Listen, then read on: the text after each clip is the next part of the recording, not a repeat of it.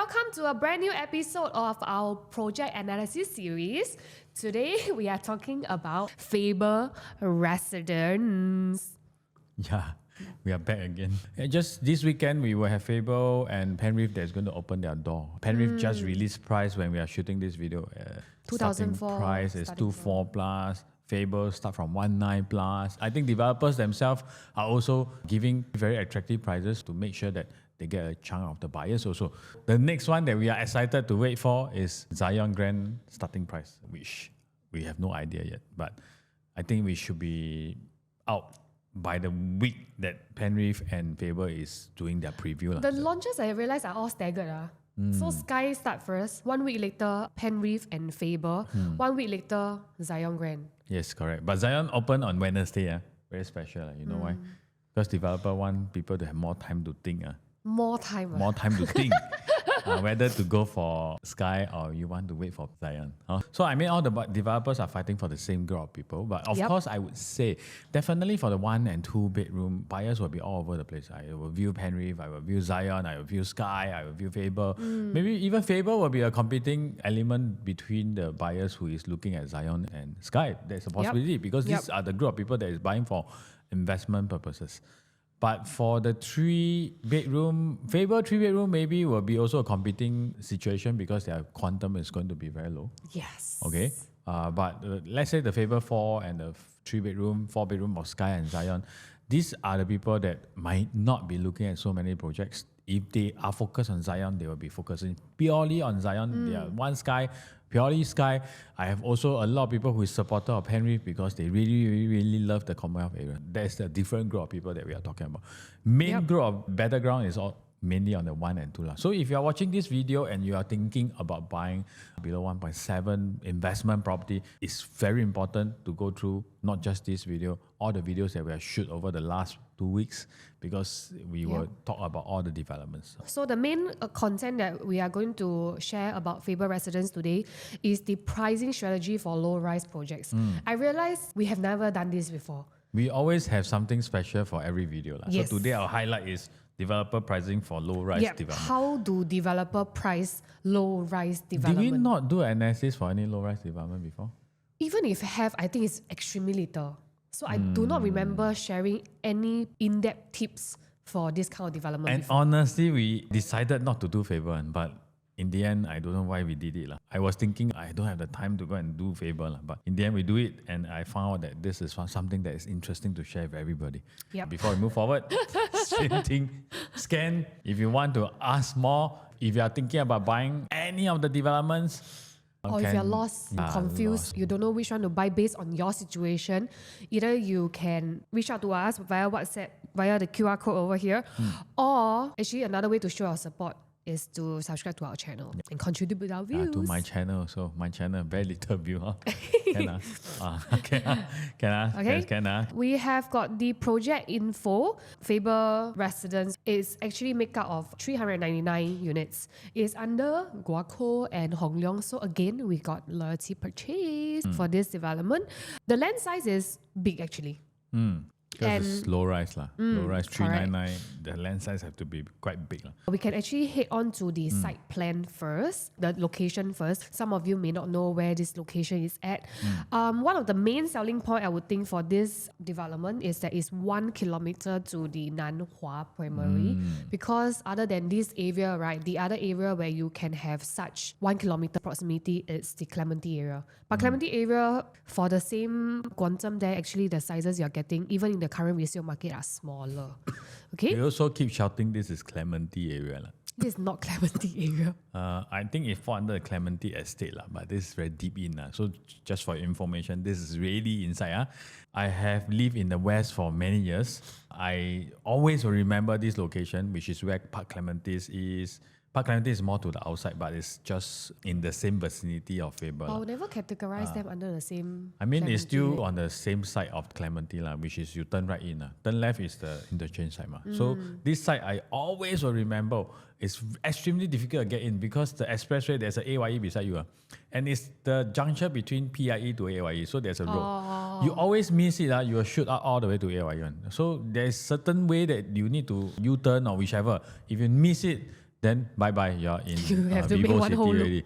So that's always how I feel. Honestly, if you go into that area, it's a very nice place for own stay because it's very quiet, mostly low-rise. After Park greens. Clementi's area is mostly low-rise, a lot of greens, got schools, but it's not so convenient. So that's the Yep. thing. So it's depend on whether you like this type of condo. So later we'll talk more about what are the strategy that we want to engage if you are buying Faber residences. We have actually got the very nice reservoir view, but it's a bit closer to the highway, like actually just right next to the highway. I do expect some noises, but it's a low rise, so I don't think it's as jialat as those high rise one, right? Like the Park Rivera area, just opposite. And this part, Rivera. The highway facing units are really noisy. So I think there will still be noise, but maybe not as bad lah. This is the whole project. Even though the land size is big, with 399 units, the blocks are quite close by each other. Why? Because it's only 5-story. So 5-story, no choice. They need to build a lot of stacks. I remember one project that I did, Kentridge Hill Residences. I'm actually the IC. It's the first time in my life I see the unit number got 3-digit for condo. Then that time I also analyzed a lot of floor plans, all these things. Well, I see the 100 floor plans, I nearly died. 100 floor plans. Not 100 floor plans, there's different floor plans, but there's 100 stacks means that you need to analyze so many things. This view cannot, that view cannot. Actually, this project also, later when you see the unit mix, right, 80% of them are 3 and 4 bedrooms. For this project of this size, 399 units, the number of floor plans actually is a lot lah. But not in terms like there is a huge difference in the layout. It's just very minor details. But of course, even if you talk about there's not much floor plan, let's say 10 floor plan, but there's 3 floor plan that face here. The other 3 floor plans, same one face there. So you still have to do a lot of research. Then how much are we willing to pay more? The easiest analysis to do is usually the high rise. Like for example, Penreef, Sky, right? The layout maybe 2 stacks only. Yeah, same layout, only 2 stacks. But this one, but never mind. Distribution chart. Distribution chart. As you can see over here, the unit mix, like I said earlier, 80% of them are 3 and 4 bedrooms. So this project is a bit special because we realized that the 3 and the 4 usually in development, like just now the distribution charge, right? Usually the small bedroom types are stacked in the middle, sandwiched in the middle. But for this project, there are 3 bedroom and also 4 bedroom sandwiched in the middle. So I don't know if that will be a potential issue when you sell in the future because this kind of layout we are looking at own stake, right? The problem will be there will be no window in No toilets. ventilation. Why? Because only the corner units will have. So usually how they do is they build it this way, right? Let's say this is the block lah, So this unit will be 1 and 2. This unit will be 3. The corner units. Or 4. And possibly sometimes here will be the 3 compact. But this round, quite a lot of 3 is inside. Why? Because we only got 20% of 2 bedroom. They cannot fit in everything inside, which means they have to fit some of the 3 bedroom in the middle. It might be an issue. I wouldn't say it's a good thing, but I wouldn't say it will kill your property.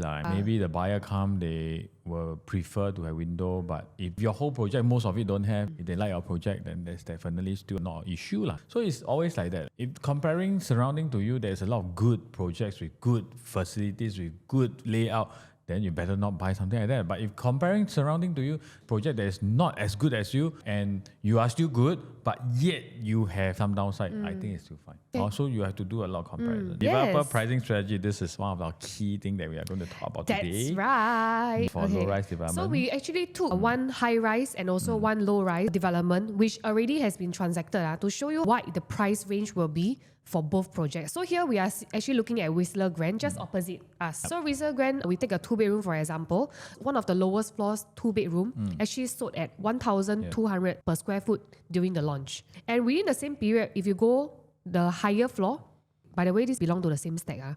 Another person sold at 1,665. They bought from developer. Not sold. We are taking purchase price. Sold price, it would be 2,000 plus. Right? Purchase price. Purchase from developer, difference 30% for a 614 square feet for a high-rise 2-bedroom strategy. So in that sense, we always say first mover advantage. A lot of people actually like to say that, but I mean to me, I will see the price and I tell you cannot.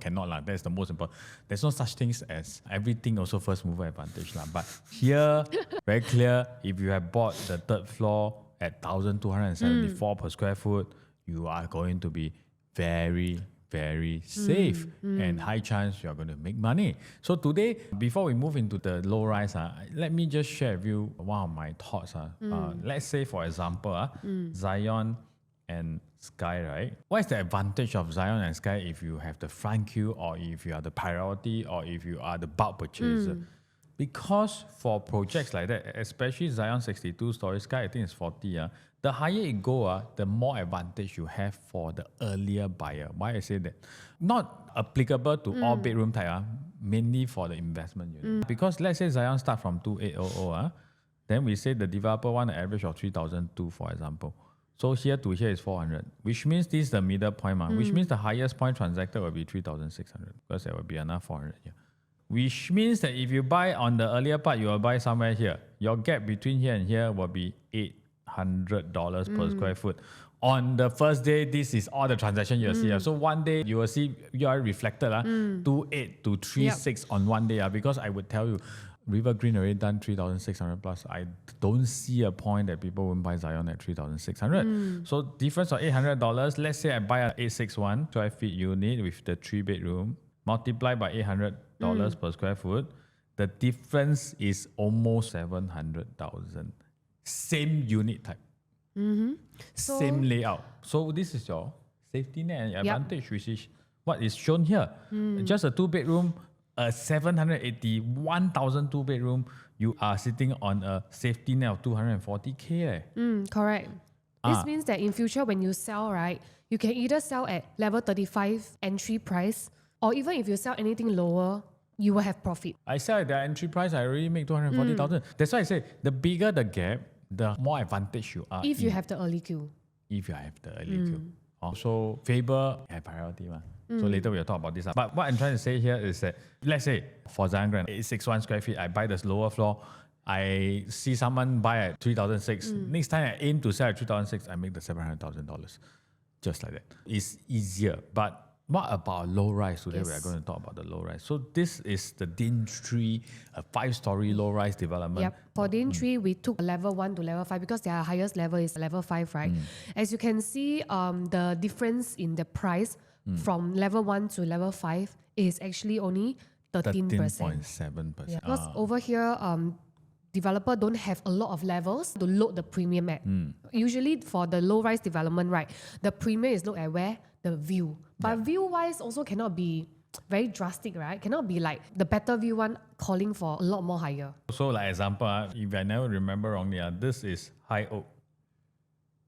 Beside the entry, this part is High Oak, the bin center, somewhere there. So this unit is facing the bin center, for example. Not the best unit. Even second floor, you face the bin center, is going to be bad, right? But the gap between here and maybe here will be less than 20%.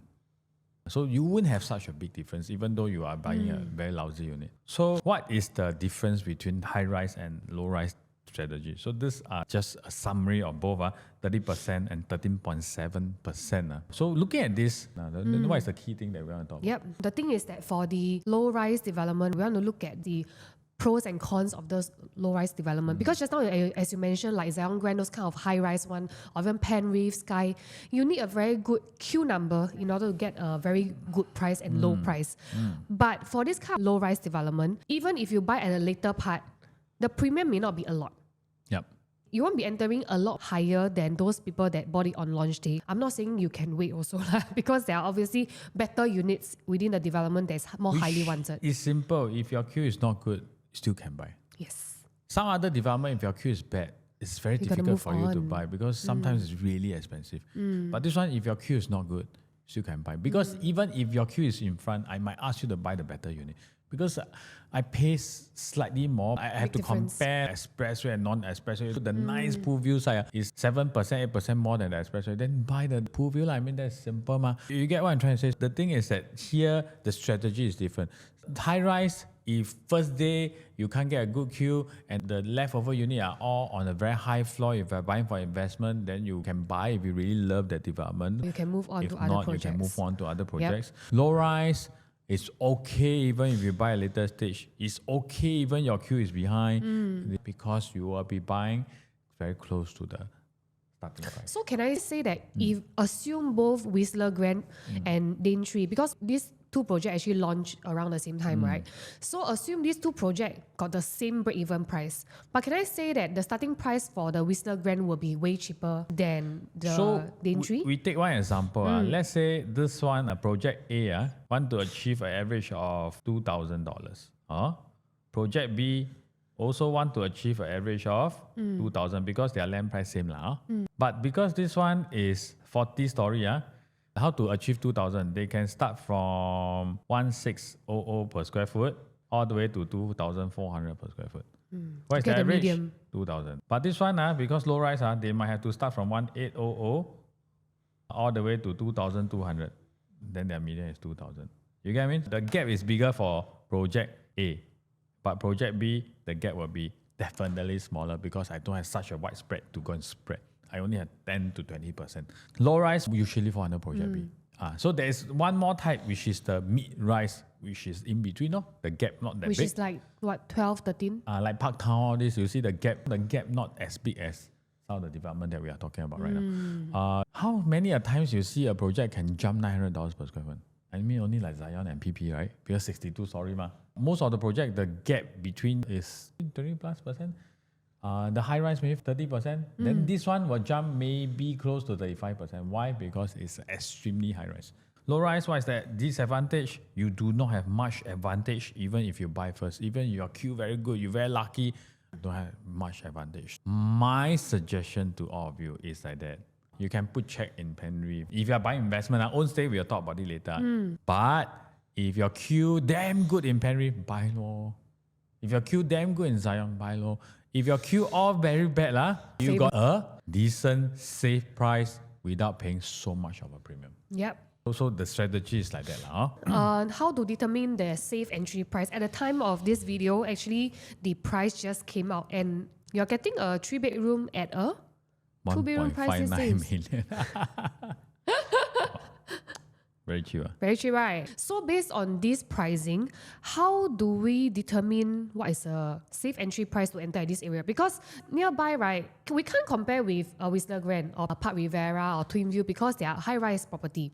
What we can compare is next door, which is Waterfront Faber. So today the comparison will be a bit different. Why? Because we only can take a project that is about 10, 12 years old. Because that's the youngest there. I cannot take Park Clementi and say, hey, Park Clementi transact at 2005, today you buy 1,009, you damn lucky and it's damn safe. I cannot bring myself to do that, honestly. I mean, if anybody tell you that, I can only tell one thing. Faster run away. No, if you live in the area, if you are not familiar with the area, you can ask people who are familiar with the area. They are different location altogether. Even though it's like they are lumped together under the same area. Correct. I don't want to say that this price is good or not good, but what I'm trying to say is we want to take comparison, we have to take apple to apple. I'd rather take Waterfront Faber and do some additional calculation and estimation to show. We come into Waterfront Faber first, which is latest 5-story in that location. Other than this, it will be Faber Crest is even older. Yes, correct. So we will have to take this. First thing, the checklist for a profitable project. So Waterfront Faber, we have these 4 points. What do you think, Joy? Because this is the same checklist that we actually put in the Penry, right? Then we give a rating, right? So for Waterfront and Faber, we take out this checklist again to understand where this project stands, because we need to understand how is it performing in the resale market, right? To have an idea how our project, Faber Residence, will perform as well. So if you look at the first factor, which is Waterfront and Faber's land size. When we talk about land size, is it the bigger the land size, then the more profit you get? So this land size is actually 15,000 square meter. Is this considered okay? Because Penry, it was only 9,005 square meter. For a low rise, 15,000 will be quite small. Because you saw just now, right? Faber Residence is how big? Faber Residence is 25. 25 and 399 unit. It's already so cluttered. So this one 15,000 with 210 unit, isn't it the same? Why we want a big land size? Very high density lah. The big land size, the advantage is what?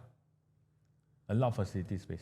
I put it simple. Even Penry has 9,005 land size. The facilities will be more than here.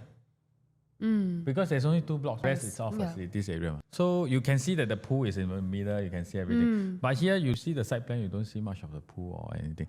Waterfront Faber also have the same issue. So 15,000 for this low rise is considered small. Honestly, Clavon is 16,000. Why I say this one small? Clavon is high rise lah. When you go in Clavon, the facility deck, right, you can barely see any residential also because it's all very high rise. Yeah, so there's a huge difference. Yes. So developer world class land, we don't really know them lah. Anything else that we want to talk about? It's 12 years old, like you have seen the date over there, right? In order to actually gauge in the current market, if let's say Waterfront and Faber were to launch today, how much will you be selling at? Because it's not harmonized, ma? So based on 1,515 per square foot, we multiply another 7%, it will be about 1,621 per square we foot. just take a shortcut for 7% because usually you need to take the size lah, then after that minus off the so we just take a shortcut. So 1,621 per square foot. If it's a harmonized project today, we add in another $80, which is actually, to be honest, I think it's extremely low. We should be able to add a bit more because it's a 12 years old condo. So based on today's price, it's about 1,701 for Waterfront. Could be maybe close to 1,008 or so. Slightly higher, but we have to take into a lot of consideration into this. So for Waterfront and Faber, in terms of the layout, right, there are also a lot of different layout for different unit type. As in like one unit type, for example, the 3-bedroom, there are various layout. But the layout here, I would consider it okay. It's not the best, but it's decent. Decent in what sense? So they have proper bedroom, like it's regular shape, except that some of the units over here, as you can see over here, some of the units, right, the balcony will be extended to the bedroom, which is a bit of wasted space lah. And all of the units, right, let's say for the 3-bedroom, one of the bedroom of these 3-bedroom units will have this room where they have like a loft concept. There will be a staircase up lah. You know the kind of loft concept, because they have rather like high ceiling, above 3 meter, I think. So for the layout, I wouldn't say it's the best, but it's livable. So we are going to use this checklist just now based on the age and the harmonization. This is about 1,701 per square foot. But with 1,701, why is it staying at this 1,701 price? We want to understand in terms of the project, the checklist, what does it stand. So land size, no. Visibility, confirm, no. Cannot see on. You need to really be driving past the exact spot, then you will see them. Because 5-story, even though they are beside the expressway. You know the first time I see them is when I go Whistler Grand or Park Rivera. Then from Whistler Grand look down. But frankly, the entire development don't look very well maintained, like from outside lah. This is why I understand but we don't want to go into that reputable developer, not really. Good layout, I would say not bad. But we want to come back here. I show you something. The layout is squarish, everything. But you see very clearly the layout got a lot of wasted area. Like this one. Like this one. Like the loft. A lot of wasted area. Additional space that is unnecessary. Because you see, this 1-bedroom, they build a staircase here. Then what are they going to do below? So some of them put it as like a study corner if you have a kid. I wouldn't say it's a bad layout. That's why the layout, I give you 0.5. So this is 0.5 out of 4. 0.5 out of 4. Wow, it's a fail. If Faber Residences have more of this, better things, I would think that transacting at a higher price still makes sense. So now we go to Faber. Before we go to Faber, let's say we just give our points for Faber first. So this is for Waterfront Faber. Let's say Faber Residences. Land size, what do you think? Decent, no? Decent. So land size, maybe we give 1. Visibility 0. Reputable developer 1. Good layout, I would say maybe 0.5. Actually, not bad. Actually, the layout, I will give a 0.7 at least. It's not bad lah. So maybe it's a 2.7 over 4, which is so much better than Waterfront Faber. I cannot find another projects to compare that's the new one. Actually, I went to check the transaction for Faber Crest. Because Faber Crest is obviously older than Waterfront and Faber, right? But the performance, even in terms of rental, is also better. Because of the maintenance of the place. Yeah, I don't know. If you are someone who live in Waterfront at Faber, maybe you can drop us a comment below to share your experience living there and how's the maintenance of the entire condo like, so we can have some insights to our development. So what we are trying to show here is that why there is a disparity in terms of the prices, because the project also got some difference. Can we buy at 1,900 plus per square foot? I would say very clearly, if you want fast buck, TOP, I sell, I make money, may not be so easy. But in long run, with Guaco, with the layout, with the nice place, slowly it will improve. Remember what I said before. Reputable developer, good layout, good land size is like next time people will tell each other, this project very nice and you'll recommend your friends to come in. But visibility is the one that bring in the people, the crowd, the marketing, because everybody see you, everybody will start to research about you.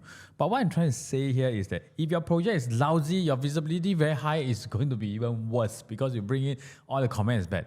But here, Faber with Guaco, I'm very confident with the land size that's decent and also the good layout. There will be good feedback in future when people stay there. They will tell their friends it's nice, but it will be slower because it's almost zero visibility. So people will slowly come in. People will like that development. People are willing to pay a higher price, but it's going to take time. Let's say I buy 1.7 for a 3-bedroom. The key thing is I don't need renovation, which means my net cost is 1.7. Well, I mean, if you prefer Clementi area, you want to be within 1 kilometer to Nanhua Primary, right? Million. The HDB there, the 5-room, are also recently transacted at 1.5. I would feel that this is a perfect project, right, for people who want to get into the school, not willing to settle for $1 million HDB in that sense, and is still nearby Clementi. It really fits this profile perfectly. Yeah, then you just go in, you buy 1.7, 1.8. And bear in mind, the 1.7, 1.8 is net leh. No renovation. Renovation minimum leh. You buy 1.5 million HDB, you need to spend how much on renovation? Minimally, I think 100K. I think 100 lah. 100K Here, minimum. I think plus the light, everything. If you want budget one, I tell you 10K can settle everything. Yes. So what I'm trying to say here is, if you are buying and you want to stay and you don't spend too much and you want this location, this is the right choice. Yes. You buy ready, few years later, when you're ready, then you sell.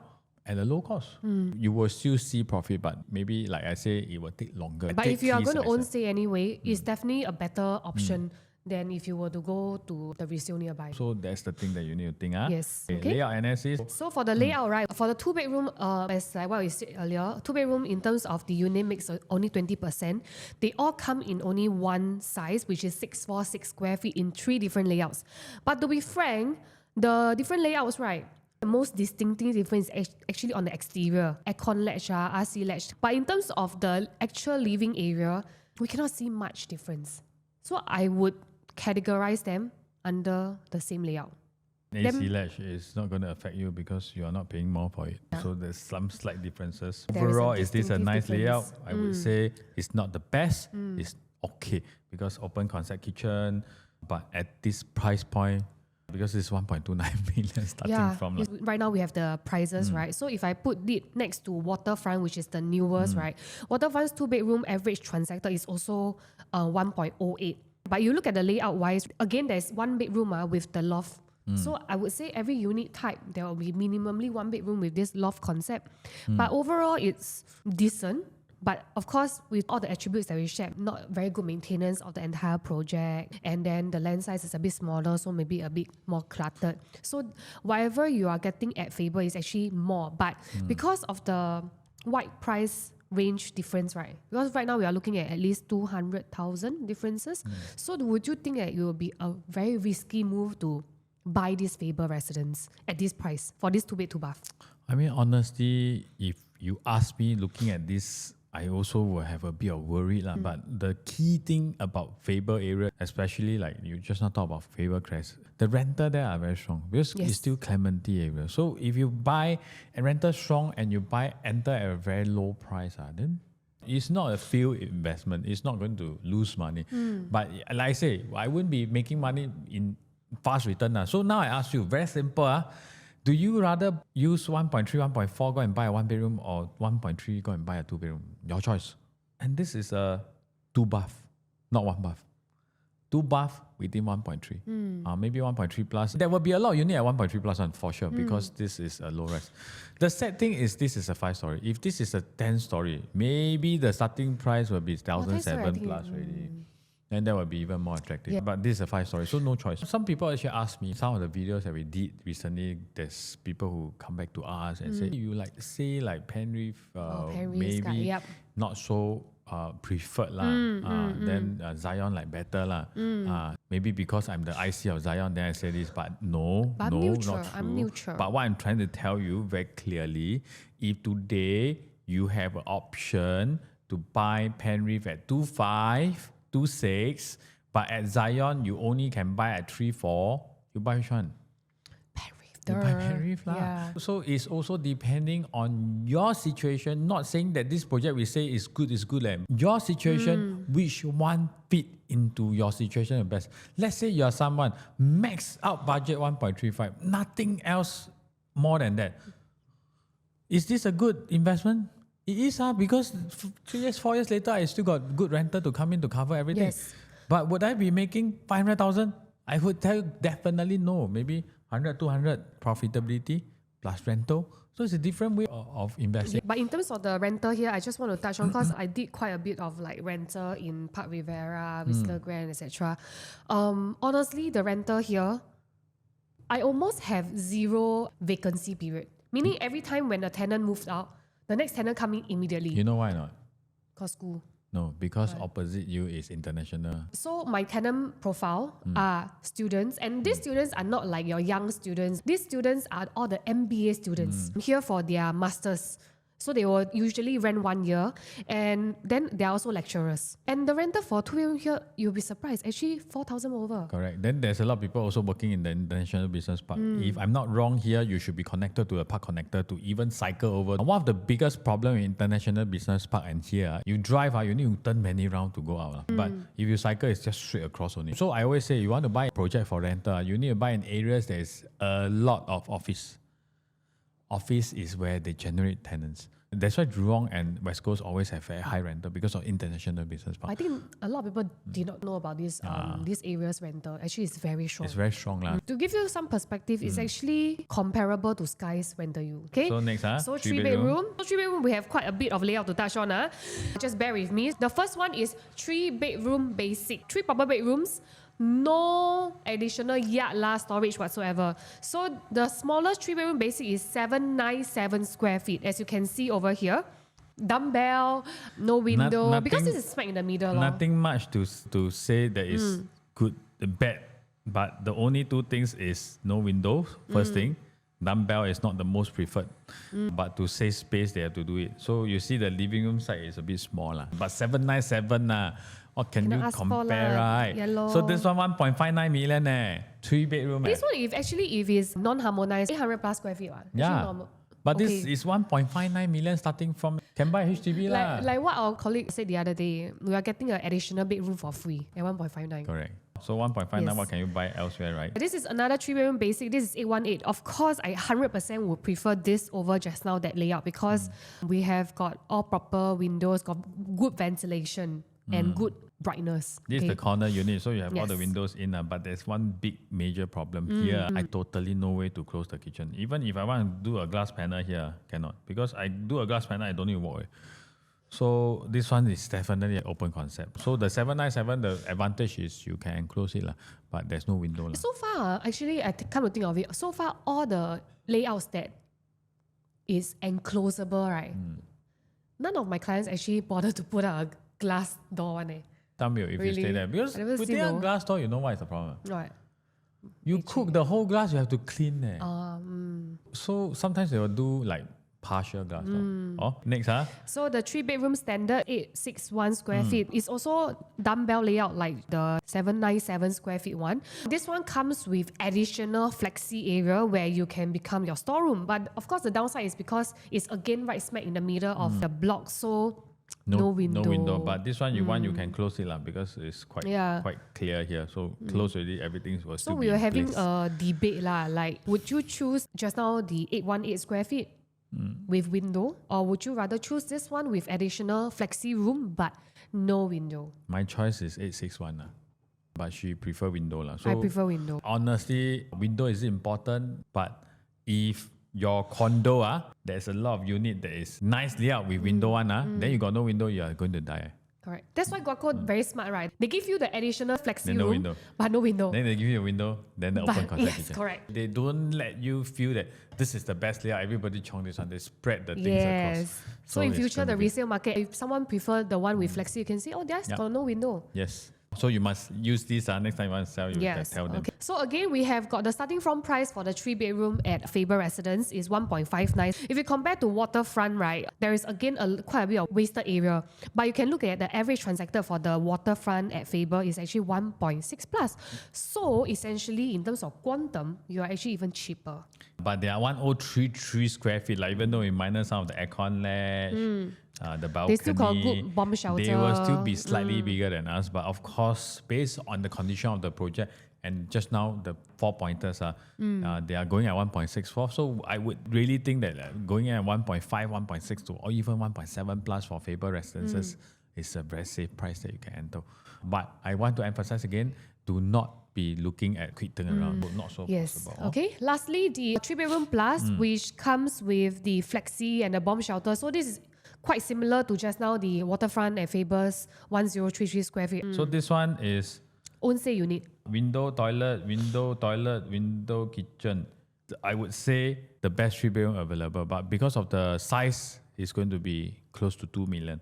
And bear in mind, we have the bomb shelter, which is the very thick wall you will be taking into consideration. So you have your bomb shelter, you still have your study. I think study here also got window. It's a good layout. It's definitely a good layout, but you don't have the advantage of the very cheap entry price. This entry price, you can choose other places already. For a 2 million price tag, right, you can get a 4-bedroom in Park Rivera or a 3-bedroom in Twin View. Because this is what I realized recently when I bought my own client to view. You know, even though on paper it makes more sense to pay 2 million for a 4-bedroom, 4 proper bedroom, but they still prefer Twin View. You know why? Maintenance is better. They told me that for own stay purpose, right, they will already prefer that. What I'm trying to say is that you do not have an advantage of being very cheap here for Faber when you buy this unit, because you'll most probably be buying at 2+ million range already. But layout wise, this is the best. We still have got the 1044 and 1033. To be frank, I cannot tell the difference. No differences. So now we look at it clearer. The flexi room also got a full piece of window. So it's definitely one of the best layout in the 3-bedroom range where everything fits in. For own but my only concern is that you lose the advantage of being very cheap and affordable in Clementi. That's the thing. Next, we have the 4-bedroom. So 4-bedroom basic, 1119 square feet. The problem in this unit is this bedroom is inside. I would think that this room got chance it will be a bit dark. You have to see exactly where it faces. It might be facing another unit. Then the other unit, what are you facing? Are you facing their room? So you have to check properly when you buy this one. You have to see the site plan properly.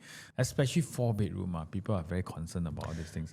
This one actually can become a premium if you when you knock hack off away the this wall. one. But you will have a staggered living room. Nothing bad to say about this layout, except here, if we have glass panel, it'll be better, but now it's full wall. And also, if we have a white frontage living. The next 4-bedroom layout type, right, we have got the white frontage living, the 4-bedroom standard, 1,000 over square feet, but no window. So you see, again, Guaco is very smart because they give you something good, they take away something good. Yeah, so this one, very good. All bedroom face one direction, like what I mentioned just now. And you still can hack away this wall to become a white frontage, which is what you see in Springleaf and Lentor Mansion. But they don't have no windows. I mean, this time round, they really do it this way. Because last few rounds, usually some of the layout is the best one. You can see, but this round, they actually mix it here and there. They make it well balanced. I wouldn't want to comment and say which is the best layout in this development. I would say everything also not bad. And why I say that? But there is still one more, the 4-bedroom standard. This is the 1270 where it have best of both worlds. It have got the good layout, but also have got the windows. But of course, in terms of quantum, it will be the most expensive. So they always have these 3 categories. Like you look at it, one thing is good layout, no window. Lousier layout, got window. Got window and good layout, very expensive. So this 3 categories, 3-bedroom and 4-bedroom is all like that. No matter what type of layout you buy in Faber Residences, there will be a group of people that is looking for you. Because in other developments that we have done so many analysis, the layout is usually, this one have everything. Then these two is lousier. But here is always mixed around. So I would say very clearly that buy what fits your needs. That's the most important, because in future we won't see much differences in terms of the profit in all 3 kind of layout for the 3 and 4 bedroom. I would think this area actually, cost rental is good, right? For co-living, actually, Beihai. I that can think do a co-living makes lah, sense also. 5-bedroom, only one layout, So only one layout. which is almost the same as Springleaf. This is almost the same. I would say it's a nice layout, but this location buy at 3 million, maybe I can. may prefer the Whistler Grand's resale units for this bedroom type. This area, one thing that is definitely in your mind is keep it affordable when you resell. You have to think about next time. Because you're targeting those people that cannot afford Clementi, yet they don't want to Want be very Clementi. far away, yet budget conscious. They want a good condo, new condo, and a nice developer. Keep it affordable. If you buy too big here, it might have some concern on your selling part. Unless you stay for very, very, very, very long. And that one I don't know how long. Maybe. Okay, So with yeah. that, we have finished all the analysis of Faber, but today our key focus is on the price strategy for low-rise Low-rise. development. So actually this is something not just for Faber. Next time you want to buy any other developments, this is something that you want to see. Always when I go into a launch, I always like to find the lowest price and the higher price. I will come and think, what should I buy? I feel that this whole thing about the pricing, all this is a very fun thing. It's true lah when you start to go into detail, and I hope because we bring this to you, and I don't believe there is any other channels that actually provide this kind of analysis like we do. So I hope you also have learned something, through all our sharing. Then you can apply this to your purchase. Like what I always say, if you really can apply everything, then you just go and buy whatever you want with all the strategy. It's free of charge to you.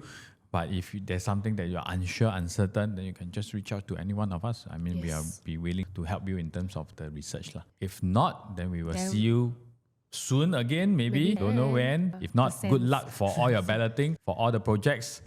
Get the best queue number, buy the best unit. Okay, see you. See you.